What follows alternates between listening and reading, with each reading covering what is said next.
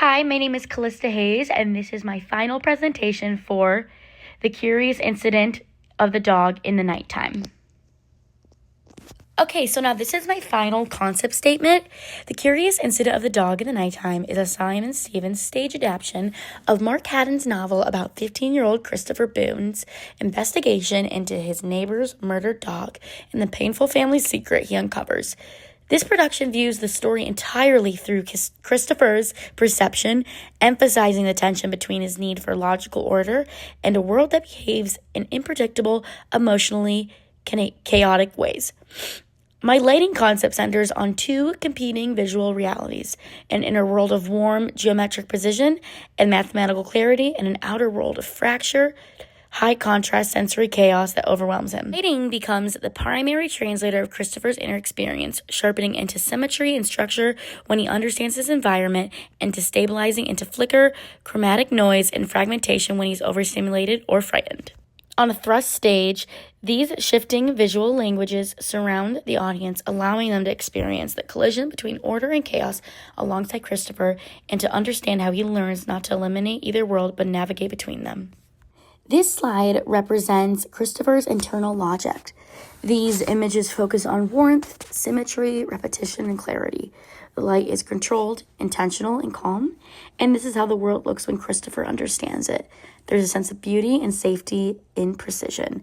You can see there's geometric shapes, clean patterns, and soft, warm glow. The sense of control disappears when he is overwhelmed. And this slide represents the external world from Christopher's perspective. The images are fractured, layered, and visually noisy. Light here is high contrast, chromatic, and unstable. Nothing is symmetrical, and there's no clear focal point. This mirrors moments of sensory overload and panic. It's not that the world is chaotic, it's that it feels chaotic to him. As you can see, I was really inspired by Tokyo street signs and the stop go in traffic lights, and I had a lot of fun overlapping these images and playing with the intensity, because I feel like when Christopher gets overwhelmed, it's a sense of fight or flight, and you're not sure what to focus on, and there's so many things coming at you, and I wanted the audience to feel uncomfortable in that kind of discomfort and non-focus as he does. So yeah, most of the play lives in the tension between these two worlds. But this slide shows where the two visual languages collide. You can see warm geometry existing next to fractured chromatic lights. They don't blend into one harmonious image. They sit next to each other in tension. The tension is central to the play and to my lighting approach. The goal isn't to eliminate chaos, but to show how Christopher learned to navigate between both systems. From here, I applied this concept to 3 specific scenes. Okay, so for scene 1, I chose a level math exam. This scene represents Christopher at his most comfortable. The classroom is safe, predictable, and governed by logic. Lighting is warm, focused, and geometrically contained. The light isolates Christopher in a controlled pool, reinforcing his confidence in math and structure. Shapes are clean and symmetrical with no visual noise. This establishes the baseline and order of the scenes later that will disrupt. One key element of this world is the use of string lights and geometric practicals.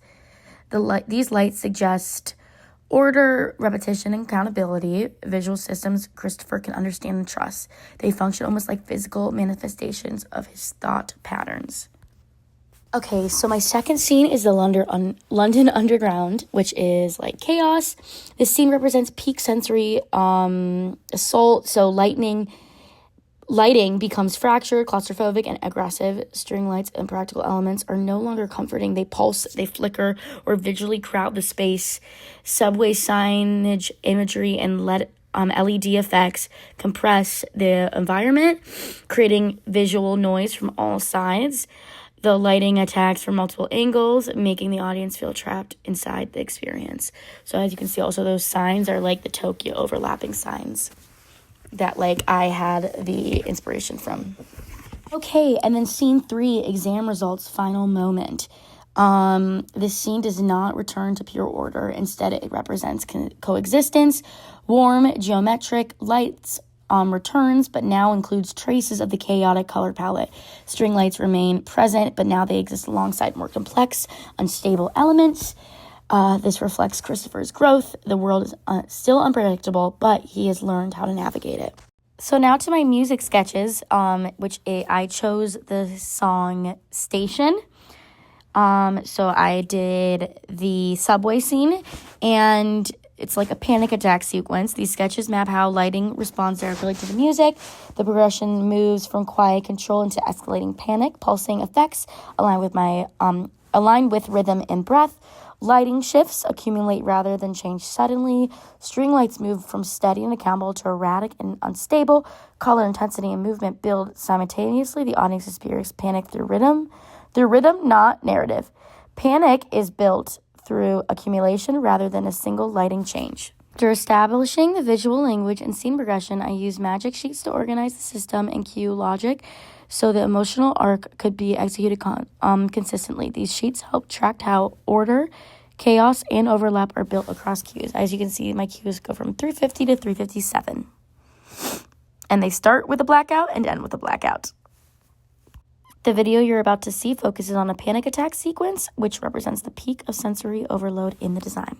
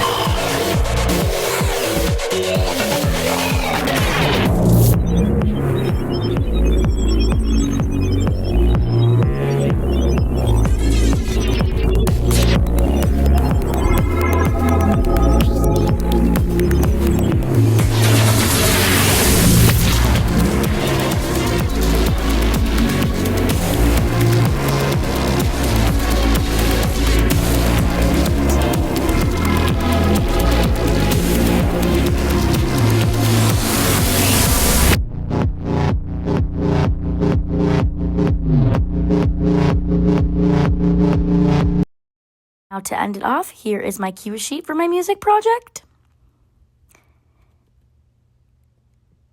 And then here is my scene breakdown, which will be linked above. Will be posted in the report. And that's it. Thank you so much. This lighting design centers empathy through perception by visualing both order and chaos as equally real. The design honors Christopher's experience without simplifying it. The coexistence of these visual languages reflect the reality that growth does not mean removing difficulty, but learning how to move through it.